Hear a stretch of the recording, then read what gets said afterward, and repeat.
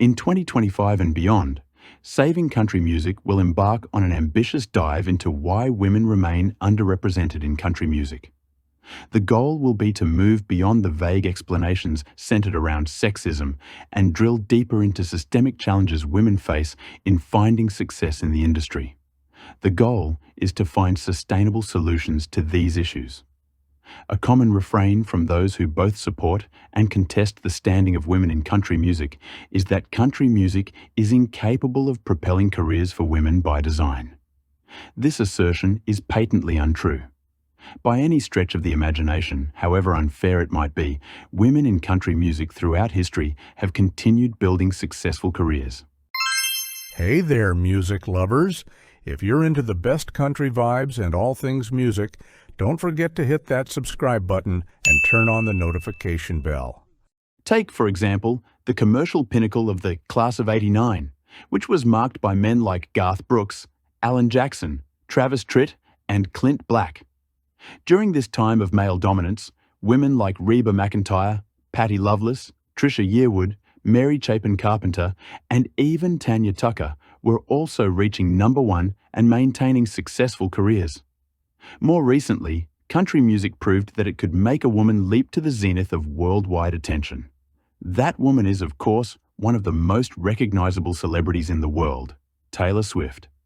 Swift's road into superstardom began firmly inside country music and served to show to the contrary not only that women could be successful in country music, but that there was no greater height.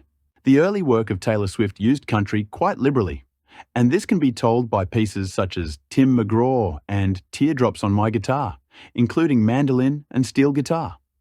Tracks like these sound much more pure country without the pop country cross that is rampant today.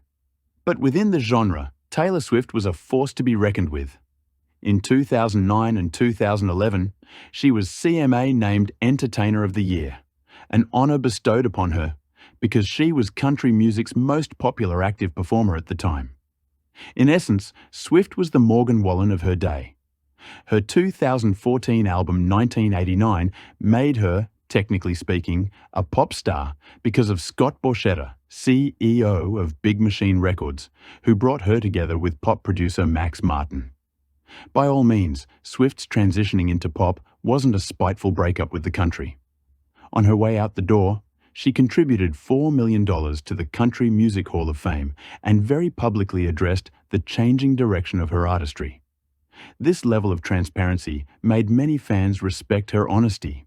Taylor Swift is thus a perfect case to signify that country music does support female singers too. When Swift was barely a teenager, George Strait, Rascal Flatts, and Kenny Chesney were among the major acts who took her as an opener on their tours. Thus, the industry has vastly invested in her, as she gets showered with awards from CMA and ACM. But that departure left a gaping hole. Taylor Swift would have supposedly had a decade-long career in country music. Instead, the country lost an important ambassador when she segued into pop. That absence, combined with other notable ones, Song of the Year winner Kacey Musgraves and Maren being other women who have stepped away from the country, means the genre is suffering from a drought in female voices.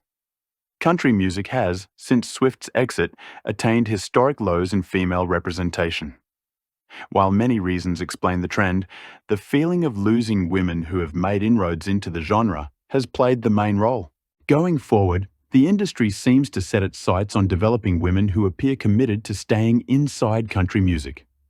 Artists such as Lainey Wilson, Megan Moroney, and Carly Pearce position themselves as country music's future in female representation. These investments seem to be a little safer, offering the promise of paying country music dividends rather than some sort of fleeting crossover success. Taylor Swift's is, of course, an unmistakable success story, not only for herself, but also for country music, in which she was raised. As with the earlier careers of Shania Twain and Linda Ronstadt, Swift used the country as a launching pad to worldwide superstar status. Her path so far serves as proof that the genre is capable of sustaining women at its highest echelons. It simply requires the right circumstances and opportunities. On January 18, 2025, Taylor Swift was spotted at a Kansas City Chiefs game in a skybox with up-and-coming WNBA superstar Caitlin Clark. For one brief moment, two worlds collided: music and sports. Much as the rise of Taylor Swift through country music has, Caitlin Clark's rise in the WNBA exemplifies how one extraordinary person can change an entire industry. For one, investing in women who have dedicated themselves to country music would be a great start. Acknowledging and echoing their triumphs could inspire others to follow in their footsteps. Confronting systemic problems and highlighting successful females against all odds will go some way toward giving the genre an inclusive future. The career path of Taylor Swift shows that country music can give birth to careers even beyond the genre.